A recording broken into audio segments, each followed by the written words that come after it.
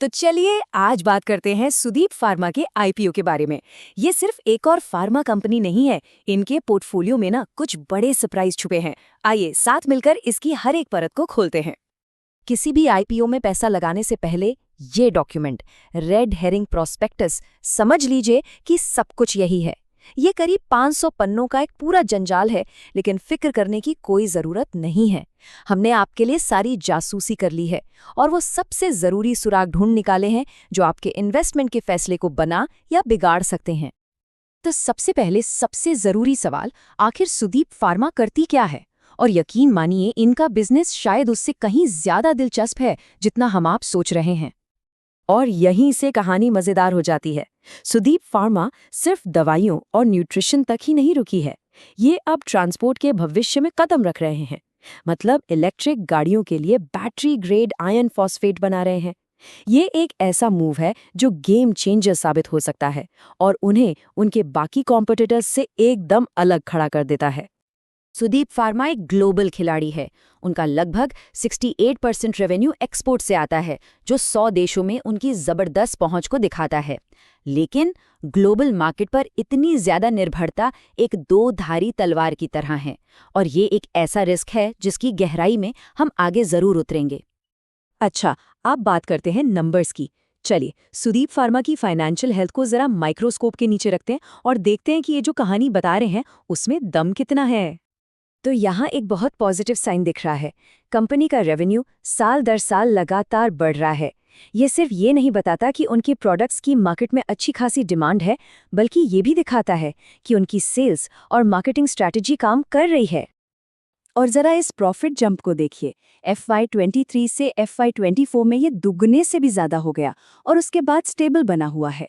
ये दिखाता है कि कंपनी रेवेन्यू को मुनाफे में बदलने में कितनी शानदार है। लेकिन अब बड़ा सवाल ये है, क्या वो इस रफ्तार को बनाए रख पाएंगे? लेकिन इन अच्छे नंबर्स के नीचे एक चिंता की बात भी छिपी है। डेज सेल्स आउटस्टैंडिंग 79 दिन से बढ़कर 133 दिन हो गया है। सीधे सीधे शब्दों में कहें तो इसका मतलब ये है कि कंपनी जो माल बेच रही है उसका पैसा वापस आने में बहुत ज्यादा वक्त लग रहा है। ये उनके कैश फ्लो पर एक बहुत बड़ा बोझ है और एक गंभीर रिस्क है जिस पर नजर रखनी ही होगी। तो एक कंपनी आम जनता से करोड़ों रुपए उठा रही है। सवाल ये है कि आखिर ये सारा पैसा जा कहाँ रहा है? चलिए इस आईपीओ के लिए सुदीप फार्मा की शॉपिंग लिस्ट पर एक नजर डालते हैं। कंपनी ने 2 मेन कारण बताए हैं, नई मशीनरी खरीदना और जनरल कॉर्पोरेट पर्पस। अभी जो दूसरा वाला है ना, ये थोड़ा सा गोलमोल है। इसका मतलब है कि कुल फंड का 25% तक हिस्सा कंपनी अपनी जरूरत के हिसाब से कहीं भी इस्तेमाल कर सकती है। ये फ्लेक्सिबिलिटी अच्छी है, लेकिन इन्वेस्टर्स के लिए इसका मतलब थोड़ी कम पारदर्शिता भी है कि उनका 1/4 पैसा आखिर जा कहाँ रहा है। और अब आते हैं किसी भी इन्वेस्टमेंट की पड़ताल के सबसे अहम हिस्से पर, रिस्क्स। और सुनिए, ये हमारी तरफ से नहीं है, ये सीधे कंपनी की अपनी चेतावनियां हैं जो उन्होंने इन्वेस्टर्स के लिए खुद जारी की हैं। जरा सोचकर देखिए, एक ही इलाके में कोई प्राकृतिक आपदा आ जाए या कोई लोकल प्रॉब्लम हो जाए तो सुदीप फार्मा का ज्यादातर प्रोडक्शन एक झटके में ठप पड़ सकता है। ये तो वही बात हुई कि अपने सारे अंडे एक ही टोकरी में रख दिए। ये कॉन्फ्लिक्ट ऑफ इंटरेस्ट का एक क्लासिक केस है।